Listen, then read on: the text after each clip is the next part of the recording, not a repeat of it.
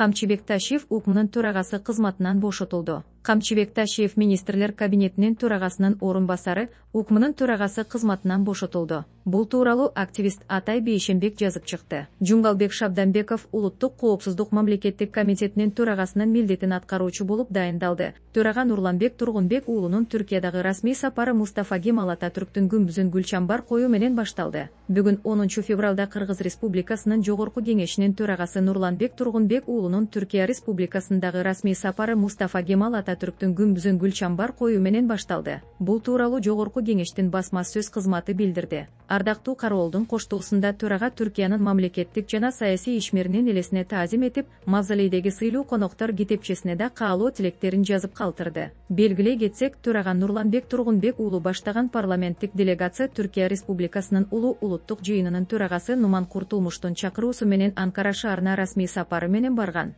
Делегациянын курамында депутаттар Алишер Козуев, Кундузбек Сулайманов, Акылбек Түмөнбаев, Нурбек Сыдыгалиев, Элдар Сулайманов, Гүлай Машапова жана Элвира Суравалдиева бар. Кыргыз Республикасы улуттук коопсуздук мамлекеттик комитети, архитектура жана курулуш башкармалыгынын башчысы жер тилкелерине байланыштуу коррупциялык схеманы уюштургандыгы үчүн кармалды. Кыргыз Республикасы улуттук коопсуздук мамлекеттик комитети жерди пайдалануу жаатындагы мамлекеттик жана муниципалдык кызматкерлердин ишиндеги коррупцияны жоюу боюнча жүргүзүлүп жаткан иш-аракеттердин алкагында Кара Көл шаардык архитектура жана курулуш башкармалыгынын башчысы У тарабынан уюштурулган жер участокторун жеке менчикке мыйзамсыз өткөрүп берүү боюнча коррупциялык схема аныкталды. 2021 жылы Ош облусунун Өзгөн районунун шаар куруу жана архитектура башкармалыгынын башкы адиси катары У Өзгөн районунун баш тебе айыл өкмөтүнүн ар бири 700 чарчы метр болгон 4 жер тилкесин бөлүп берүү үчүн жарандан 2 миллион сом алгандыгы аныкталган.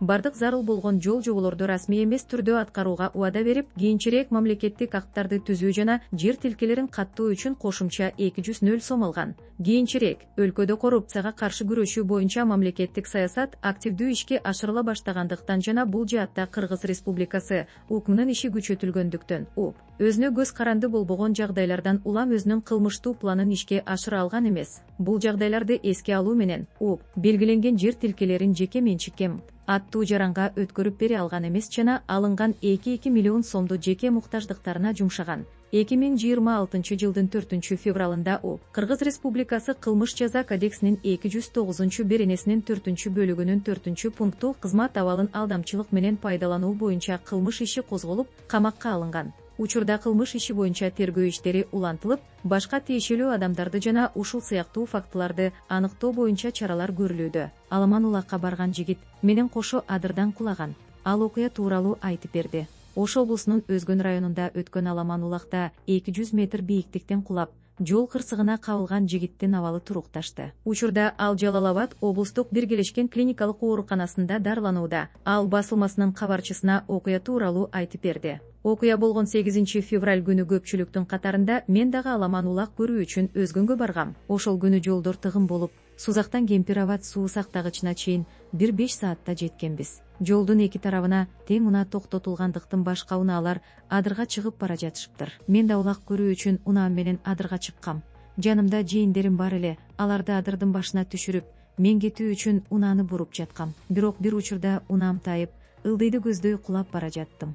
Оюма эч нерсе келген жок. Аңгыча 200 метр бийиктиктен кулап, жол жээгинде токтоп турган партердин үстүнө куладым. Азыр абалым кыйла жакшы, дейт Абдулазиз Абукариев. Облустук оорукананын сынык жараат бөлүмүнүн башчысы Алмаз Тайланов Бейтаптын абалы тууралуу буларга токтолду. 26 жаштагы Бейтап бизге келгенде 3 даражадагы травматикалык шок менен келген. Ага алгачкы медициналык жардам көрсөтүлүп, аман алып калдык. Анын сөөктөрү жалпы 8 жеринен сынган. Тактап айтканда, 2 буту ачык чачырап, жамбаш сөөгү сол жагынан, сол колу жана оң жагындагы 3 кабыргасы сынып, баш мээси чайкалган. Азыр анын абалы туруктуу, дейт дарыгер. Аламан улакка барган жигит менен кошо адырдан кулаган. Ал окуя тууралуу айтып берди. Ош облусунун Өзгөн районунда өткөн Аламан улакта 200 метр бийиктиктен кулап, жол кырсыгына кабылган жигиттин абалы турукташты. Учурда ал Жалал-Абад облустук биргелешкен клиникалык ооруканасында дарыланууда. Ал басылмасынын кабарчысына окуя тууралуу айтып берди. Окуя болгон 8 февраль күнү көпчүлүктүн катарында мен дагы Аламан улак көрүү үчүн Өзгөнгө баргам. Ошол күнү жолдор тыгын болуп, Сузактан Кемпир-Абад суу сактагычына чейин 1-5 саатта жеткенбиз. Жолдун эки тарабына тең унаа токтотулгандыктан башка унаалар адырга чыгып бара жатышыптыр. Мен да улак көрүү үчүн унаам менен адырга чыккам.